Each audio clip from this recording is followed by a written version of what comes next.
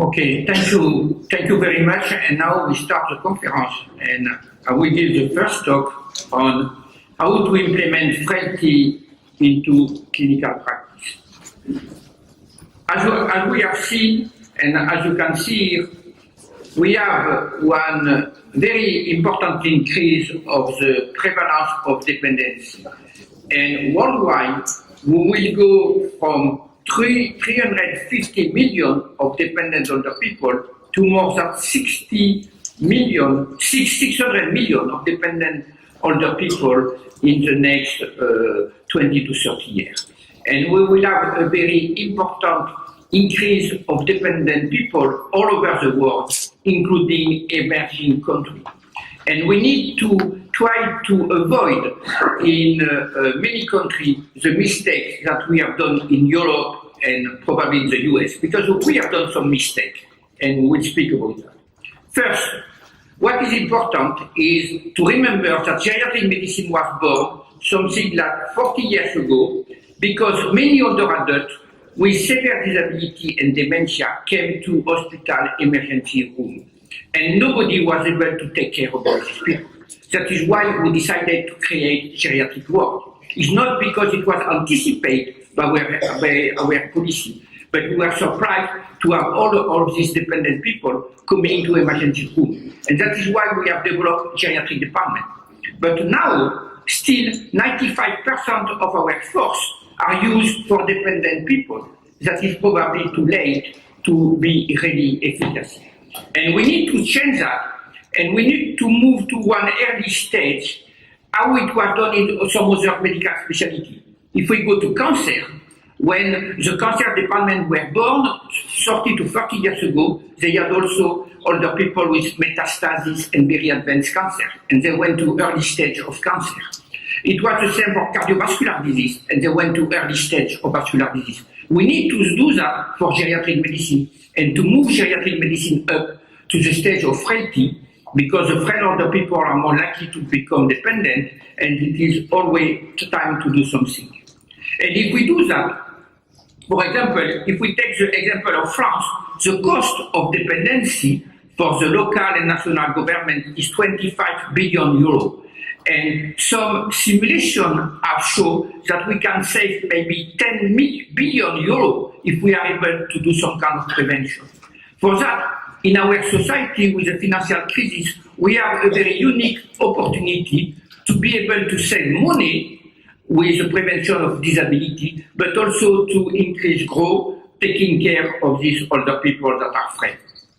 And in this I will speak a little bit about the frailty syndrome, also why frailty is clinically relevant, why frailty was not already implemented into clinical practice, and our experience in the Gerontopole in Toulouse.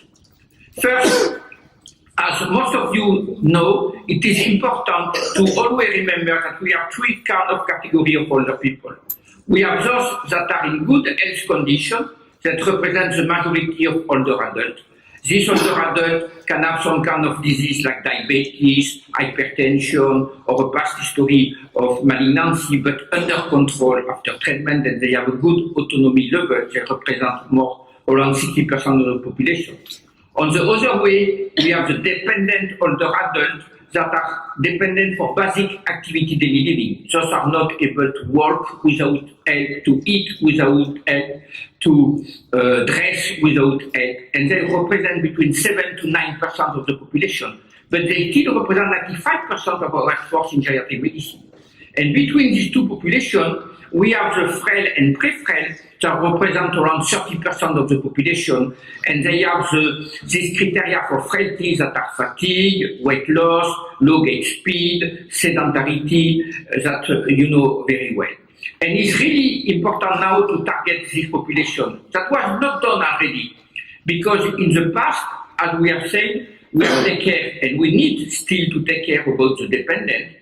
And most of the insurance companies have been some kind of health promotion, but the older people that went to this program are those that are in good health condition, but not so frail. For that, we need to do something special, and it's not so easy to be able to target this important population for us. And it is important because, as you know, as a definition of frailty, minor events, because it starts at lower functional states, can have very important consequences and cause disability. Why frailty is clinically relevant? Frailty is clinically relevant due to the prevalence of frailty, around 30% of the population, and we have now many epidemiological studies, both in Europe, both in US, and both in Asia now too, and in South America.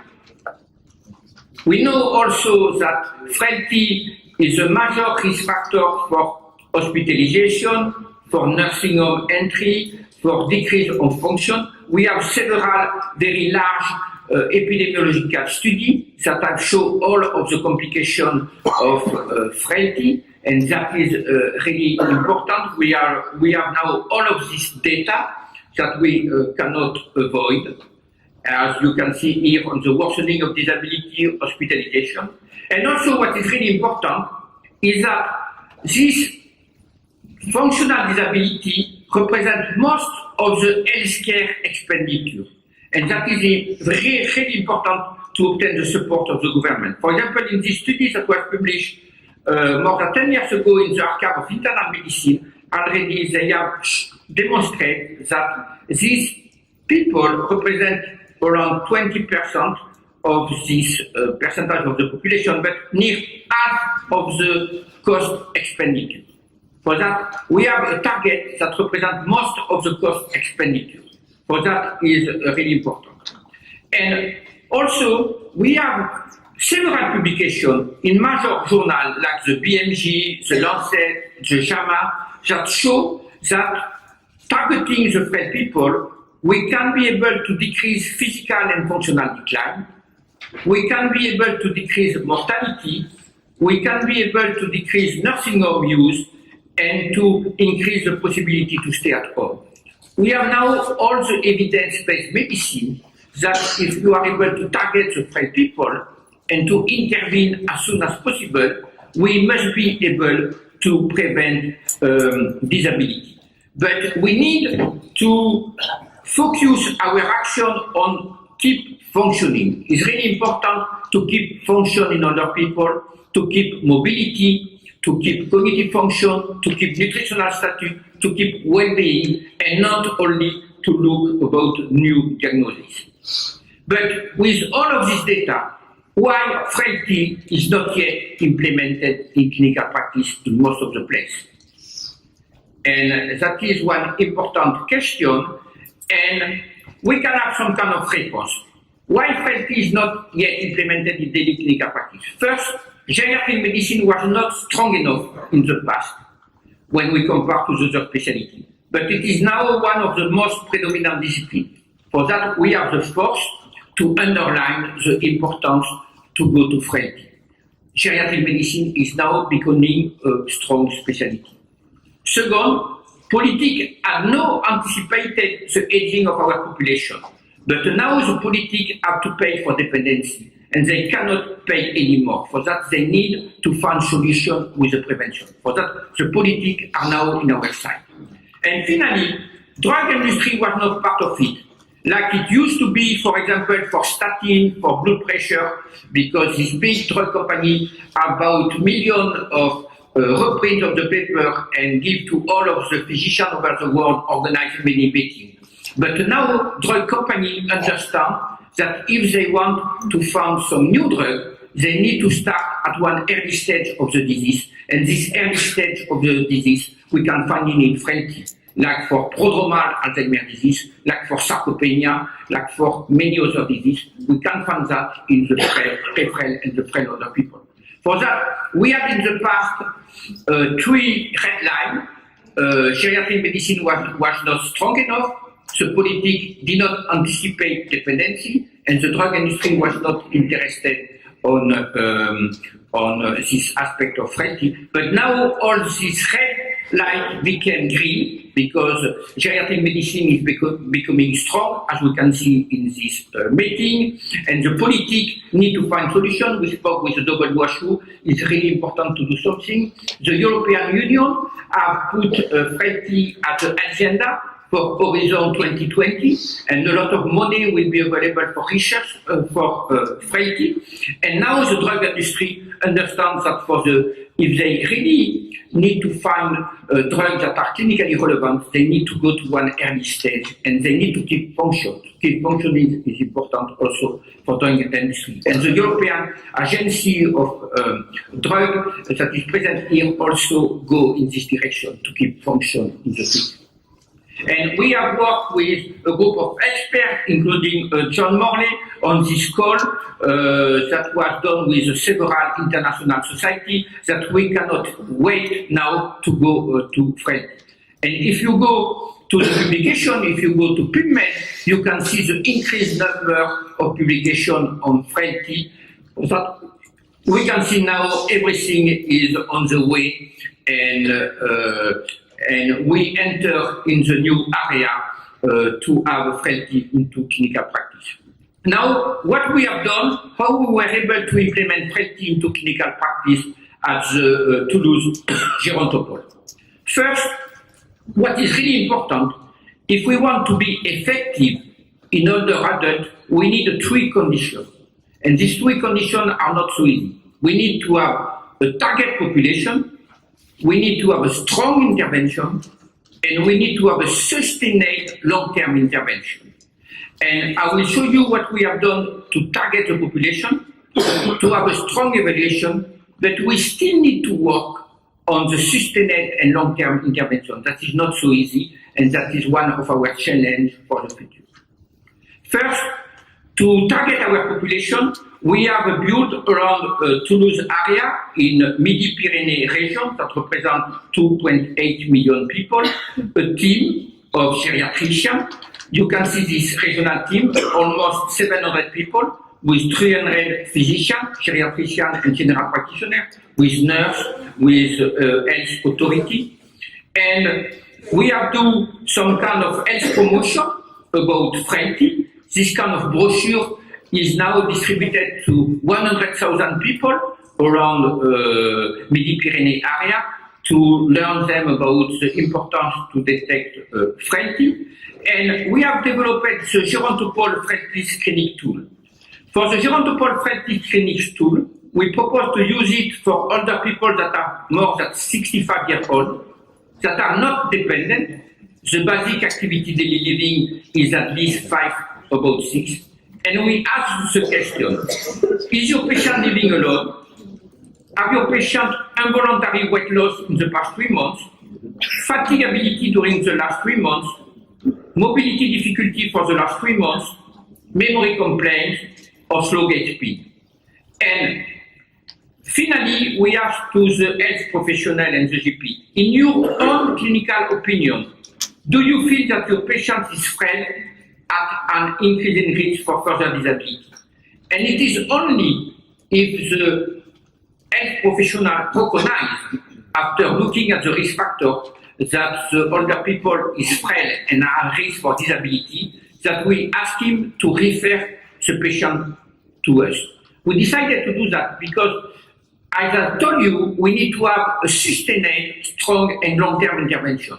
And if the family physician, if the health professional don't believe about frailty, it will be very difficult to implement the intervention at all. For that, we ask them, it's very simple, we remember the risk factor to become frail, and we use a subjective impression that is very good. Many studies have shown that the subjective impression of the physician, of the health professional, of the nurse is good to detect frail older people.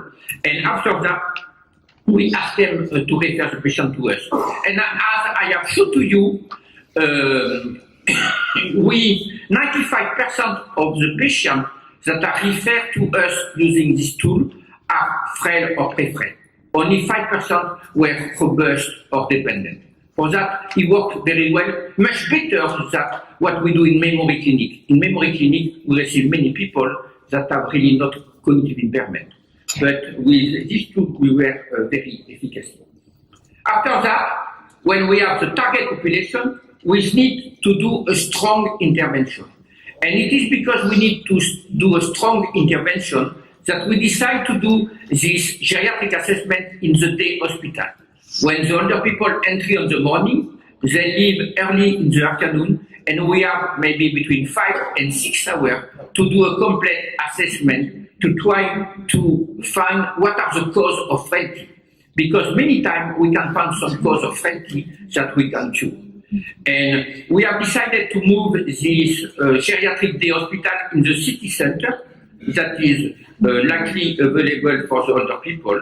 And after the targeting of the older people, we do this comprehensive assessment to try to find what are the causes of frailty, and after we propose one intervention. And what we propose is a personalized plan for care and prevention. For care, because we found some kind of disease, some kind of problem that we need to care, and after for prevention for further disability.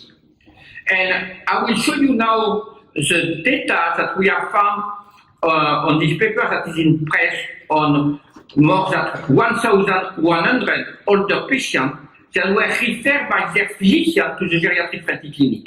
And that is a very important data, because most of the data that we got in the past on frailty came from epidemiological study, some cohort study.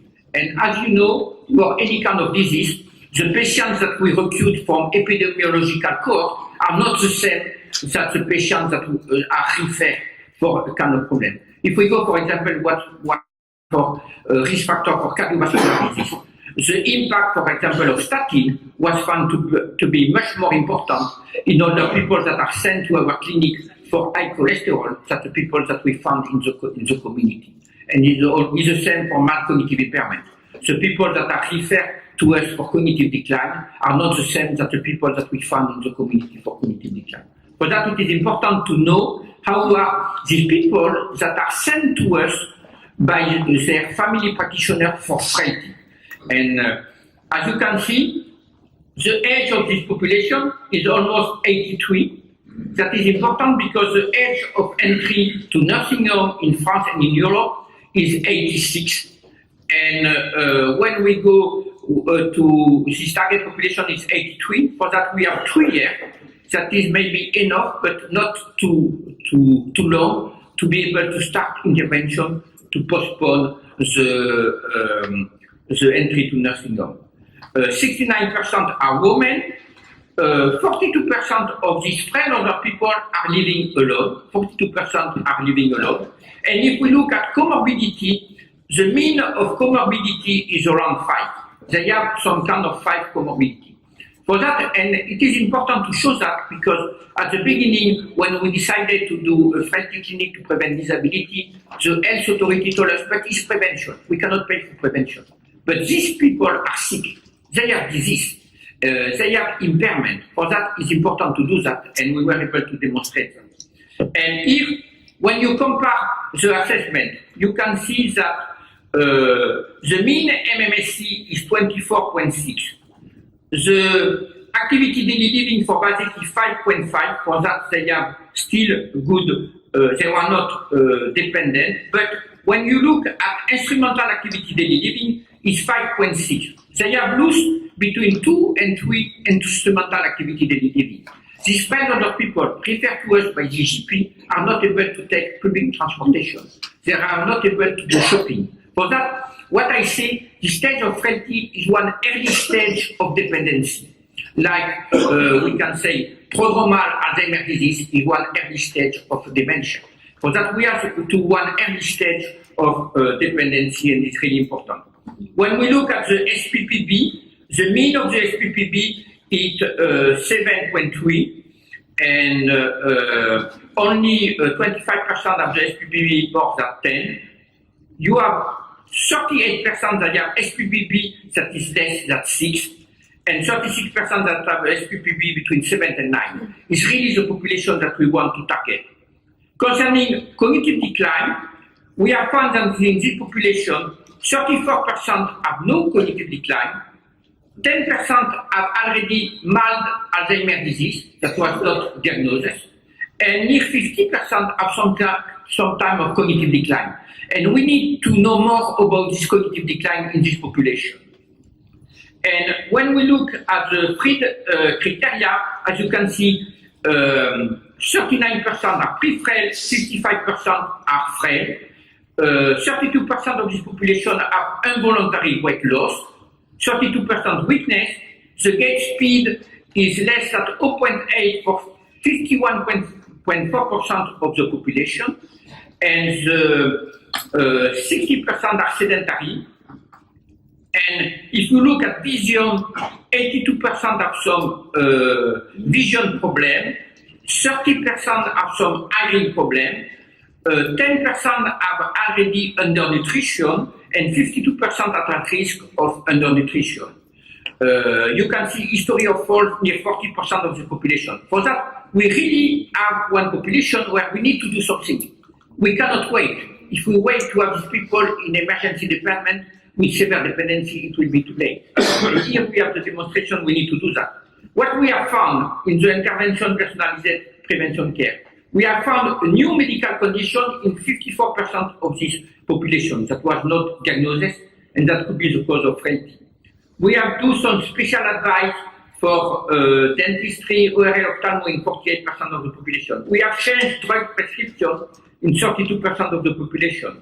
We have done nutritional intervention in 61%, physical activity intervention in 56%, and social intervention in 24%. And we have seen now 1,400 patients. For that, it's possible to give the message to the GP. Sometimes it's easier that was to give the message for dementia and cognitive decline. For that, we were able to do that for memory clinic. We must do that to frailty clinic. And after, when we are able to have this kind of population in our frailty clinic, we will be able to do the research, because it's very difficult to do the research if we don't have access to this population.